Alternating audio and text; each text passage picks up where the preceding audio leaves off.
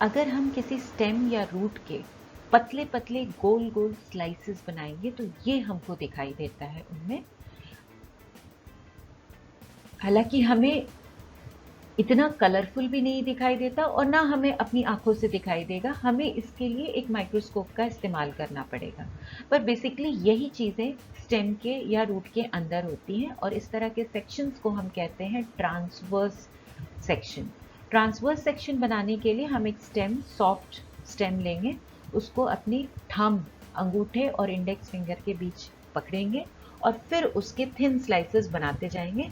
बनाने के लिए हम एक बहुत शार्प नया ब्लेड यूज़ करेंगे। अब इन स्लाइसेस को हम एक स्लाइड पे रखेंगे, उस पर पानी डालेंगे और थोड़ा सा सैफ्रनिन डालेंगे और फिर उसको कवर स्लिप से कवर कर देंगे। जब हम इसको माइक्रोस्कोप से देखते हैं तो ये हमें दिखाई देता है।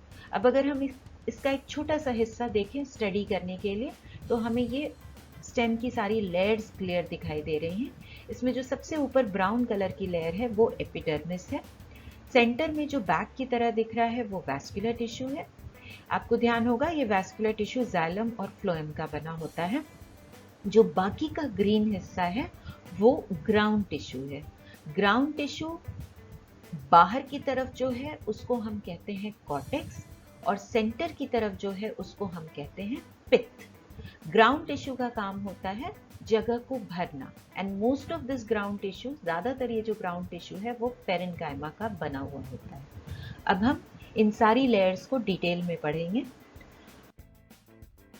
पहली लेयर है एपिडर्मिस। एपिडर्मिस सबसे बाहर की प्रोटेक्टिव लेयर होती है। ये प्लांट को बचाती है और पूरे प्लांट को कवर करके रखती है। जैसे हमारी स्किन है वैसे ही एपिडर्मिस प्लांट के लिए है। ये लेयर एक ही सेल्स की लेयर की बनी होती है, सिंगल सेल की लेयर बनी होती है।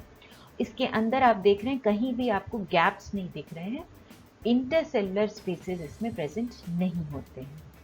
प्लांट्स में ये लेयर की जो आउटर और मिडिल वाली वॉल्स हैं, इनर वॉल्स हैं, वो थिकेंड होती हैं। अंदर की तरफ वाली वॉल में थिकनिंग नहीं होती है, तो आउटर और साइड वाली वॉल्स थिकेंड होती हैं। अगर हम एरियल पार्ट ऑफ प्लांट देखें जैसे लीफ है, स्टेम है, तो इसमें एपिडर्मिस और ऊपर से एक और लेयर से कवर होती है। ये लेयर सुबेरिन की बनी होती है और इस लेयर को हम कहते हैं क्यूटिकल। ये वैक्सी लेयर है, वैक्स की तरह, जैसे कैंडल का वैक्स होता है। और क्योंकि ये वैक्स की बनी होती है इसलिए ये वाटर रेजिस्टेंट है, प्लांट को वाटर लॉस से बचाती है। वाटर लॉस कब होता है? ट्रांसपिरेशन के थ्रू। तो वाटर लॉस को रिड्यूस करती है। इसके साथ साथ ये प्लांट को इंजरी से भी बचाती है और फंगल इन्फेक्शन से भी। जो डेजर्ट में पाए जाने वाले प्लांट्स हैं उनमें ये क्यूटिकल ज़्यादा थिक होता है क्योंकि वहाँ पानी की ऑलरेडी बहुत कमी है, तो वाटर लॉस और भी रिड्यूस करना है और कम वाटर लॉस होना चाहिए। प्लांट की पत्तियां ग्रीन होती हैं, जिसका मतलब है कि इनके सेल्स में क्लोरोफिल है।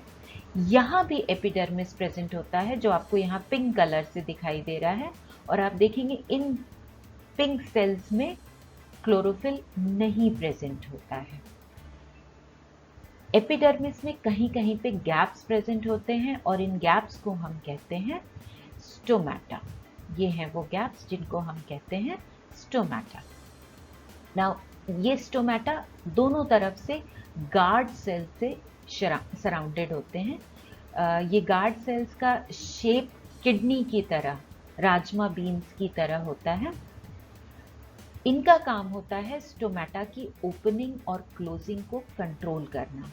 कितना पानी गार्ड सेल्स में भरा है उसके बेसिस पे गार्ड सेल्स ओपन या क्लोज होंगे। ना गार्ड सेल्स अकेले ऐसे सेल्स हैं एपिडर्मिस में जिनमें क्लोरोफिल होता है। बाकी के जितने भी सेल्स हैं उनमें क्लोरोफिल नहीं होता। गार्ड सेल्स स्टोमेटा की ओपनिंग को कंट्रोल करते हैं और स्टोमेटा क्या करता है? गैसेस के एक्सचेंज को एनेबल करता है। CO2 अंदर लेना है, ऑक्सीजन बाहर निकालना है। Transpiration that is water loss को कंट्रोल करता है। रूट या जो अंडरग्राउंड पार्ट ऑफ प्लांट है उसमें भी एपिडर्मिस प्रेजेंट होता है। रूट में रूट हेयर्स प्रेजेंट होते हैं जिनका काम होता है रूट का सरफेस एरिया बढ़ाना, जिससे कि वो ज़्यादा से ज़्यादा पानी एब्जॉर्ब कर सके। और एपिडर्मिस ही वो लेयर है जो रूट हेयर्स बनाती है। तो रूट हेयर्स एपिडर्मिस के सेल से ही बनते हैं और सिंगल सेल के ही होते हैं, यूनिसेलुलर। एक बार और स्टेम को देखते हैं। आपने ये ग्रीन पार्टीशंस देखे, ये वैस्कुलर बंडल के अंदर प्रेजेंट होते हैं और इनको हम कहते हैं लेटरल मेरिस्टेम्स।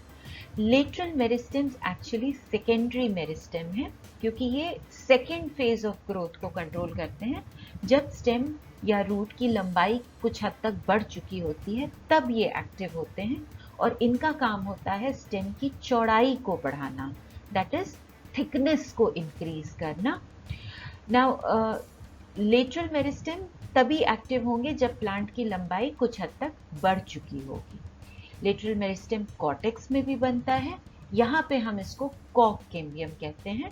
कॉक कैम्बियम जो सेल्स बनाता है उन सेल्स को हम कॉक कहते हैं। जैसे जैसे कॉक के सेल्स बनते हैं स्टेम की थिकनेस बढ़ती है और फाइनली जो बाहर की तरफ एपिडर्मिस प्रेजेंट होता है वो ब्रेक करने लगता है और ये कुछ इस तरह का हो जाता है।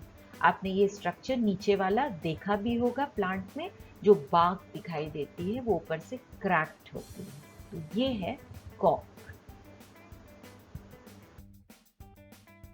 इसी के साथ हमारा प्लांट टिश्यू वाला हिस्सा खत्म हो गया। 3 वीडियोस हैं प्लांट टिश्यूज के। अगला सेशन हम एनिमल टिश्यू से स्टार्ट करेंगे, पर तब तक के लिए आप ये क्वेश्चन सॉल्व कीजिए, अपनी अंडरस्टैंडिंग चेक कीजिए।